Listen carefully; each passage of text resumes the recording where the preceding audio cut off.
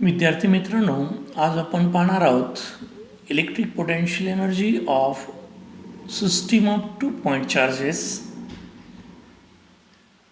याच्यामध्ये electrostatic potential energy of a system of point charges is defined as the total amount of work done to assemble the system of charges by bringing them from infinity to their present locations. आता potential energy of A 2 point system charge 2 point charges याच्यामध्ये आपण बघणार आहोत की दोन charges आहेत Q1 Q2. इथे आपण बघितलात की हा चार्ज Q1 आहे, हा Q2 आहे, सेपरेटेड बाय डिस्टन्स R12 आणि ते जे प्लेस केलेले आहेत एका सिस्टीममध्ये प्लेस केलेले आहेत ज्याचा ओरिजिन O इतका आहे. Q1 जो आहे तो R1 इतक्या अंतरावरती आहे, Q2 जो आहे तो R2 इतक्या अंतरावरती आहे फ्रॉम द ओरिजिन O. सुरुवातीला हे जे दोन चार्जेस आहेत ते आर ॲट इन्फिनिटी, म्हणजेच तिथून ते आपल्याला कुठे आणायचे आहेत तर त्यांच्या प्रेझेंट लोकेशनला आणायचे आहेत. म्हणजे फ्रॉम इन्फिनिटी टू A Q1ला आणायचं आहे, फ्रॉम इन्फिनिटी टू B Q2ला आणायचं आहे. तर या सिस्टीममध्ये हे दोन चार्जेस लोकेट करायचे आहेत.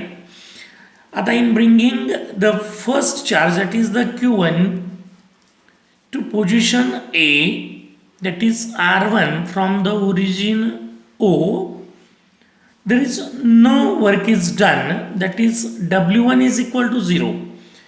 तर इथे वर्क डन का होत नाही आहे तर सुरुवातीला या सिस्टीममध्ये कुठलाही चार्ज नाही आहे किंवा इलेक्ट्रिक फील्ड नाही, त्यामुळं तो चार्ज इन्फिनिटीपासून ए या ठिकाणी आणण्यासाठी कुठल्याही प्रकारचं वर्क डन गरजेचं नाही, त्यामुळं W1 इज इक्वल टू 0.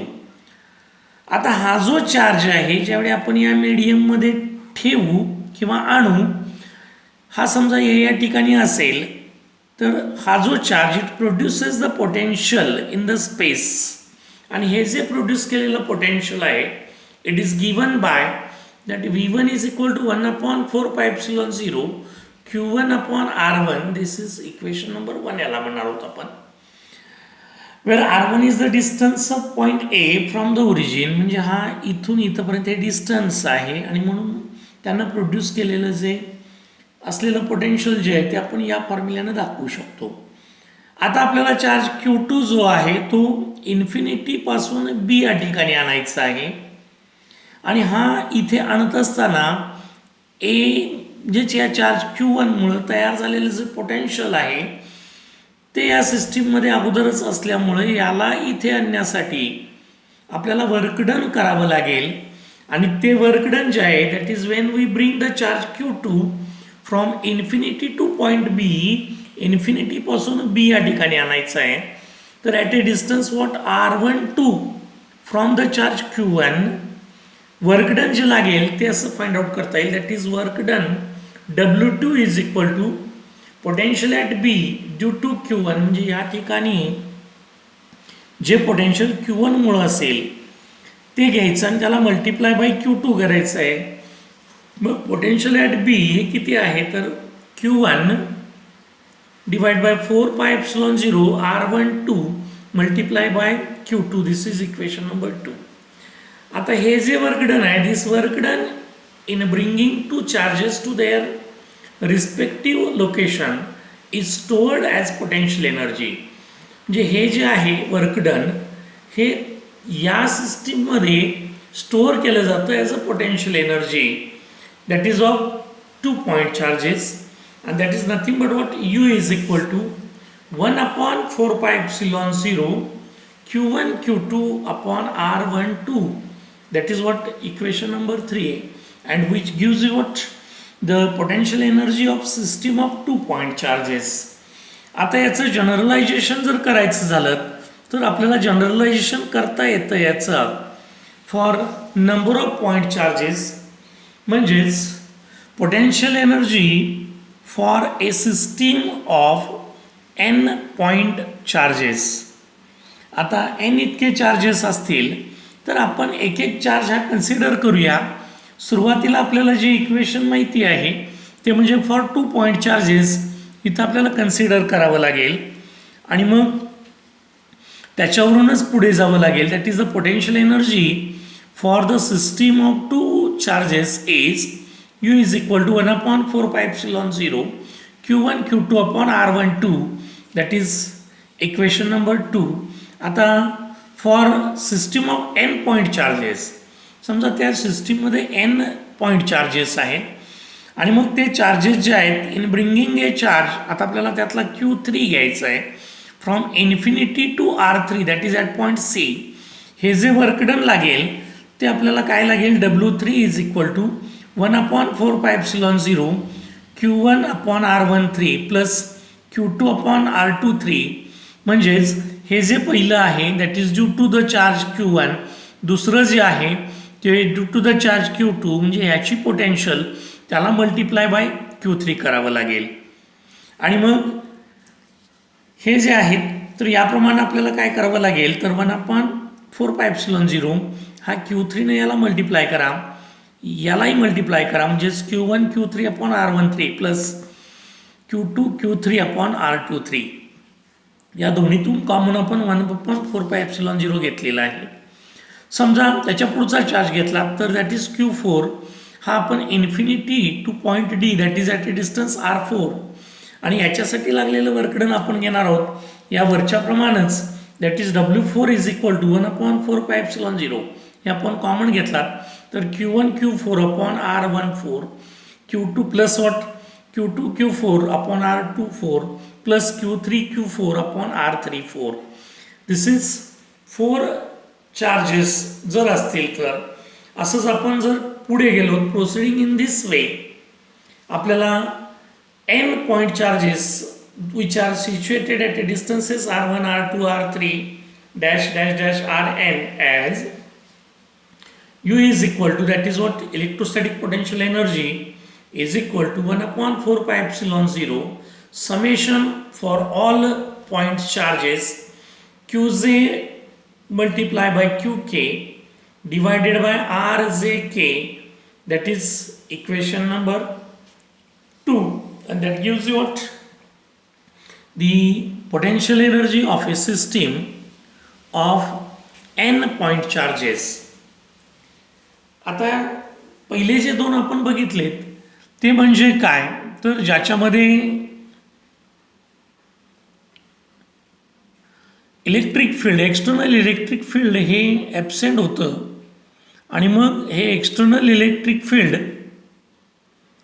जर असेल आणि जर का आपण त्या एक्सटर्नल इलेक्ट्रिक फील्डमध्ये जर चार्जेस ठेवले तर काय होईल, तर पहिली केस आहे that is for what, the potential energy of a single charge in external electric field. आता इथं आपण काय कन्सिडर करणार आहोत, we have to assume that what external field is not affected by the charge Q. म्हणजे हा जो charge Q ठेवणार आहोत आपण त्या फील्डमध्ये आणणार आहोत त्याच्यामुळं कुठल्याही प्रकारचं ओरिजिनल फील्ड हे डिस्टर्ब होणार नाही, म्हणजे तोच Q जो आहे इट इज व्हेरी स्मॉल. आता हे एक्सटर्नल जे फील्ड आहे that is E and corresponding external potential V may very from point two point.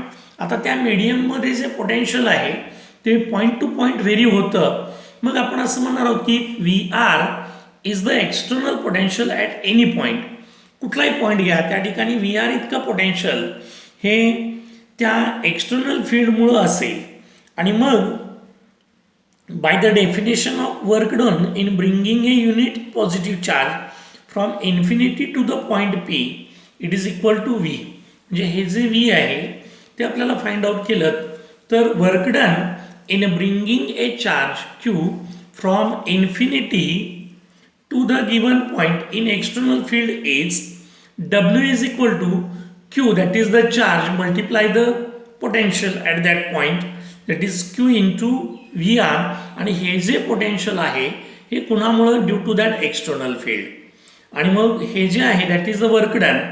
आणि मग हे जे वर्क डन आहे it is stored in the form of potential energy of a system of charge Q. आणि मग potential energy of system of single charge Q at R bar in an external field is, म्हणजे external फील्डमध्ये जर एखादा charge ठेवला किंवा आणलात तर त्याचं जे पोटेन्शियल आहे that potential energy is equal to Q into V R, where Q is the charge and V R is the potential due to the external field. याच्या पुढचं जे आर्टिकल आहे that is the potential energy of system of two charges in an external field. आता याच्यामध्ये आपण काय म्हणणार आहोत तर एक्सटर्नल फील्ड आहेच आणि दोन चार्जेस आपण आणणार आहोत इथे, that is Q1 and Q2 are the 2 point charges initially at infinity. म्हणजे सुरुवातीचं जे आपण बघितलं ते विदाऊट एक्सटर्नल फील्ड होतं, पण हे जे आहे ते एक्सटर्नल फील्डमध्ये दोन चार्जेस आपण आणणार आहोत. आणि मग हे Q1 Q2 these are the 2 charges that is the point charges initially at infinity. आता the work done in bringing the charge from infinity to R1 हा पहिला चार्ज आहे that is Q1. W1 is equal to Q1 multiply by what VR1 आणि हे equation number 1. म्हणजे इन्फिनिटीला Q1 हा आपण आणला त्या फील्डमध्ये तर इतकं वर्क डन घडतं. आता to bring the charge Q2 from infinity to R2 याच्यासाठी लागलेलं work done that is the work done against the external field E but also against the field due to the charge Q1. म्हणजे ज्यावेळी आपण हा charge Q1 या फील्डमध्ये आणलात त्यावेळी ओरिजिनल आहे ते आहेच तिथं, प्लस या Q1मुळं तयार झालेलं सुद्धा फील्ड आहे. त्यामुळं इथं Q2 साठी जे वर्क डन आहे ते आपण असं फाइंड आउट करणार आहोत, the work done Q2 against the external field that is Q2 into VR2 या फॉर्म्युल्याप्रमाणे. आता या फील्डमध्ये आपण या चार्जमुळे तयार झालेलं जे आहे ते work done that is work done on Q2 against the field due to Q1. म्हणजे हा Q1 ठेवल्यामुळं Q1मुळं जे पोटेन्शियल तयार झालेलं आहे ते किती असणार आहे तर it is Q1 Q2 divided by 4 pi epsilon 0 R12 where that R12 is the distance between Q1 and Q2. म्हणजे ह्या Q1 मुळे Q2 ला लागलेलं जे वर्क डन आहे ते. आता total work done on Q2 वरती टोटल वर्क डन म्हणजे हे प्लस हे करावं लागेल आपल्याला that is equal to Q2 into VR2 plus Q1 Q2 upon 4 pi epsilon 0 R12. This is total work done on Q2. आता आपल्याला potential energy of the system of 2 charges पाहिजे आहे. म्हणजे इक्वेशन 1 आणि इक्वेशन 2 यांची ॲडिशन करावी लागेल that is the total work done in assembling the configuration that is 2 charges configuration that is Q1 into VR1 plus Q2 into VR2 plus Q1 Q2 upon 4 pi epsilon 0 R12 that is equation 3. आता हे जे work done आहे ते stored as a potential energy in the system आणि म्हणून आपण म्हणतो that U is equal to Q1 into VR1 plus Q2 into VR2 plus Q1 Q2 upon 4 pi epsilon 0 R12 that is equation 4 and this is the potential energy of system of 2 charges in an external field. आता आजचं जे शेवटचं article आहे जर का आपण electric dipole हा जर एक्सटर्नल फील्डमध्ये ठेवला तर त्याच्यामुळे तयार होणारी जी पोटेन्शियल एनर्जी आहे that is the potential energy of dipole in an electric field. आता इथे इलेक्ट्रिक डायपोल आपल्याला माहिती आहे. इथे आपण बघतो की हे जे आहे इलेक्ट्रिक फील्ड आहे हे इलेक्ट्रिक फील्ड E ही या दिशेनं आहे आणि त्याच्यामध्ये आपण हा डायपोल ठेवलेला आहे that is plus Q and minus Q. हा प्लस Q आणि हा minus Q separated by distance 2L that is the electric dipole. आणि मग याच्यामुळं जे इलेक्ट्रिक डायपोल जो आहे त्याच्यावरती तयार होणार त्याच्यामुळे जे तयार होणार आहे ती पोटेन्शियल एनर्जी आपण फाइंड आउट करणार आहोत. तर इथे consider A dipole placed in uniform electric field E which experiences A torque. आणि हे जे टॉर्क आहे म्हणजे याच्यावरती हे दोन फोर्सेस, हा प्लस क्यू ई आणि हा minus Q E, that is in magnitude म्हणतो आपण, हे ॲक्ट होत आहेत, ज्याच्यामुळे इथं कपल फॉर्म होतं. That is two equal and opposite charges acting at two different points in opposite direction forms what a couple. आणि कपलच्या प्रॉपर्टीनुसार काय तयार होतं तर ते रोटेशनल मोशन होतं आणि त्याच्यामुळं हा जो डायपोल आहे तो रोटेट होतो असं म्हटलेलं आहे आपण. It rotates through an angle theta. आणि म्हणून हे जे टॉर्क आहे that is tau is equal to P bar cross E bar that is equal to P E sine theta. इतकं हे टॉर्क तयार होतं आणि त्याला रोटेट करतं. आता ह्या टॉर्कला जर न्यूट्रलाइज करायचं असेल तर to neutralize this torque let us assume that external torque to external is applied to rotate in the plane of paper. हे सगळं आहे ते प्लेन ऑफ पेपर आहे. आता हे कुठून कुठं रोटेट करायचं आहे तर थीटा 0 टू थीटा.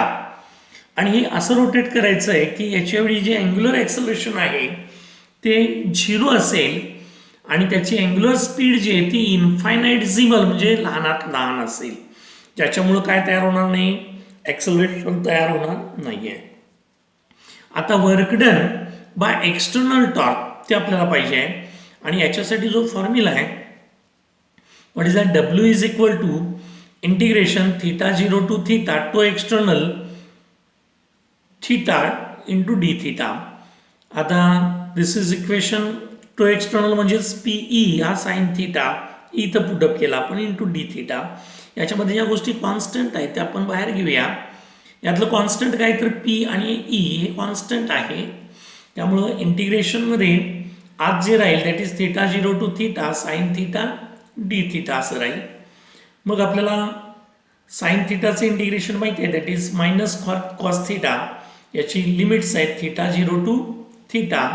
आणि मग ही जर आपण पुटअप केली तर पी डॉट ई किंवा P multiply by E inside the bracket minus cos theta म्हणजे पहिलं अपर लिमिट पुट केलं, minus of minus cos theta 0 that is lower limit put up केलं. काय होईल तर P multiply by E minus cos theta आणि हे मायनस मायनस काय होईल plus that is cos theta 0 that is equal to what P into E that is cos theta 0 म्हणजे हा इकडे घेतला आणि हा मायनस इकडे घेतला म्हणजे cos theta 0 minus cos theta. आता हे जे वर्क डन आहे this work done stored as a potential energy of the system in the position when the dipole makes an angle theta with the electric field. आता सुरुवातीला इथं जे आपण बघणार आहोत ते काय आहे तर ही जी झिरो पोटेन्शियल एनर्जी आहे ती इन्फिनिटीला आपण घेणार आहोत. तर zero potential energy can be chosen as per convenience. Therefore we can write that U theta 0 is equal to 0 म्हणजेच U theta minus U theta 0 is equal to म्हणजे सुरुवातीला इनिशियली जे आहे त्यावेळी पोटेन्शियल आपण इथे 0 कन्सिडर केलं तर पी डॉट ई किंवा P multiply by E cos theta 0 minus cos theta. And this is what the electric potential energy due to the dipole, electric dipole in external field. समजा पहिली केस याच्यामध्ये अशी आहे की if initially the dipole is perpendicular to E म्हणजेच हा जो dipole इथं दिलेला आहे तो इलेक्ट्रिक फील्डला परपॅन्डिक्युलर असेल, जे सुरुवातीला याला परपॅन्डिक्युलर असेल तर हा जो थीटा आहे तो 90 डिग्री घेतो आपण दॅट इज पाय बाय 2 आणि U theta is equal to P dot E that is cos of pi by 2 minus cos theta 0. आता cos pi by 2 that is 0 आणि मग हे मायनस कॉस थीटा आहे तसाच राहील that is minus P E cos of theta. हा cos theta जर merge केला तर आपल्याला वेक्टर फॉर्ममध्ये लिहिता येईल that is what minus vector P dot vector A that is Wien what that dipole makes an angle initially that is पाय by 2. Next is what if the theta 0 is equal to 0, that is what the dipole is parallel to the electric field. म्हणजे काय, तर हा जो dipole आहे तो त्या दिशेनंच असेल इलेक्ट्रिक फील्डच्या, म्हणजेच थिटा इज इक्वल टू 0 असेल तर U theta is equal to P multiply by E, that is dipole moment multiply by electric field, ब्रॅकेटमध्ये कॉस 0 मायनस कॉस थिटा, कारण हा theta is 0 is equal to 0 put up केला तर cos 0 is equal to काय असेल 1 असेल, आणि cos 0 1, म्हणून हे जे इक्वेशन मिळतं that is U theta is equal to P multiply by E inside the bracket 1 minus cos of theta, and this is what the potential energy of a dipole when initially it is parallel to the electric field.